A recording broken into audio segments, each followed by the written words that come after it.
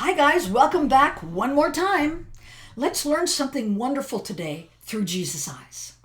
Okay, so I want to read this scripture to you. It's John 1:42, and I'm going to read it from the Aramaic translation because it gives us a little more insight through Jesus' eyes because he spoke Aramaic. Makes sense. This is the scripture.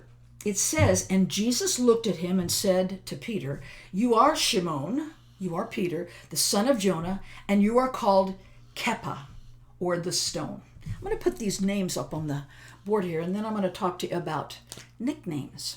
So it says, "You are Shimon.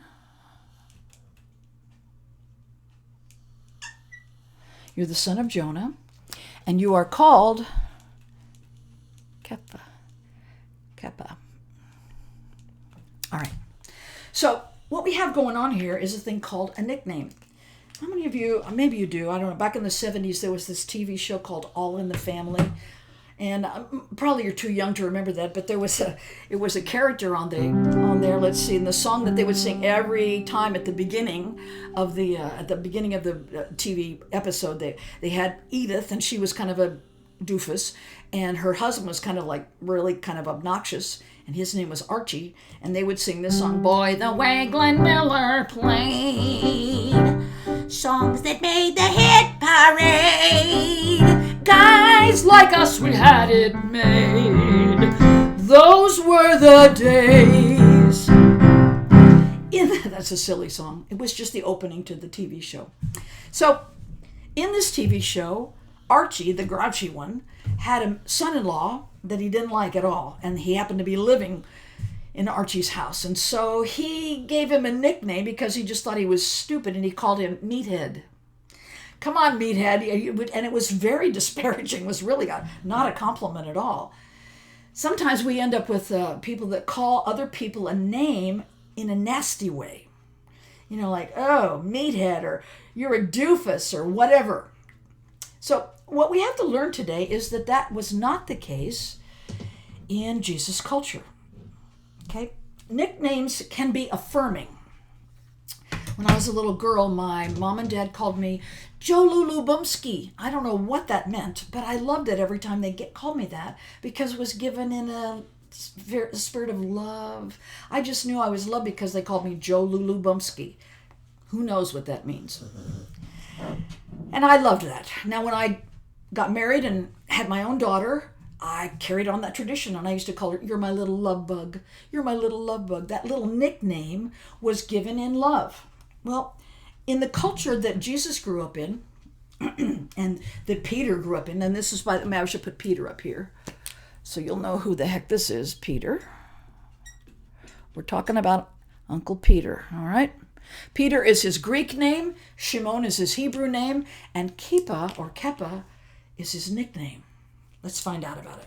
Okay, so when Peter was born, she named him Shimon, or we call it Simon. It's Shimon, okay? And when she named him that, it was a very popular name in those days because it was usually the name that was given when a mother had her prayer answered for a son. She would name him Shimon. So she named him Shimon because her prayer was answered.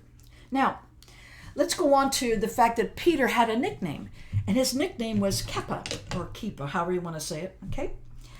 In Jesus' time, they never would have used a nickname that meant exactly what was true. In other words, suppose I was a really sweet person, sweet, ooh, oops, wrong notes. Let's try that. Sweet.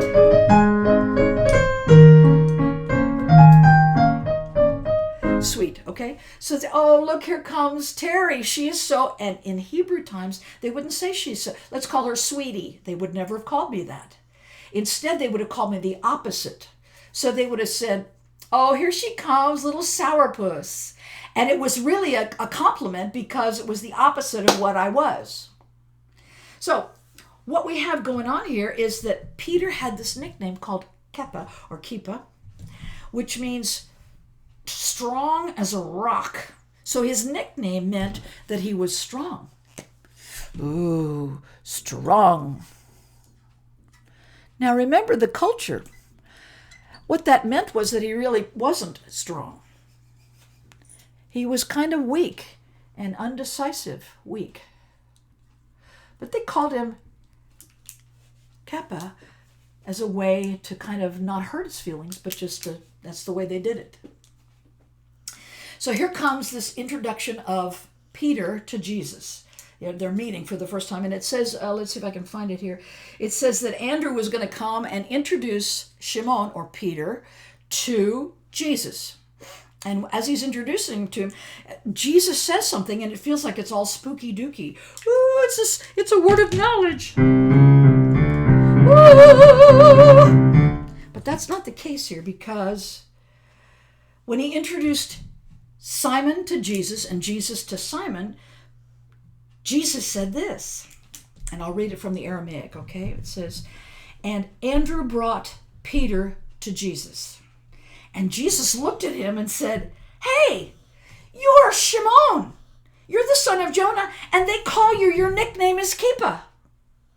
In other words, Jesus had heard this in the village about Simon.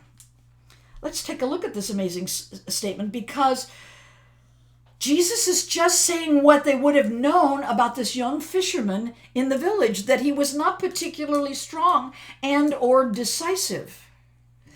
This has real strong meaning later when Peter has walked with Christ for years, or a season at least, and they're at the opening of a cave, and Jesus says, who do you say I am? And Peter, with extraordinary strength, says, you are the Messiah. You are the strong. You are the King of Kings and the Lord of Lords. He doesn't exaggerate like I just did, but he made a strong declaration.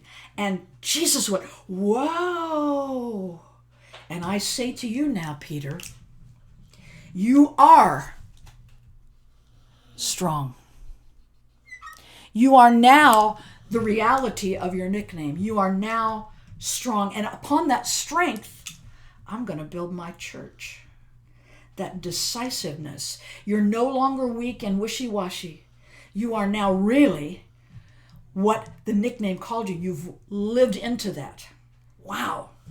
So he says that in Matthew 16, he says, I say to you, Peter, you are Kepha. And upon this strong rock, I'm going to build my church. And the gates of hell will not prevail against it.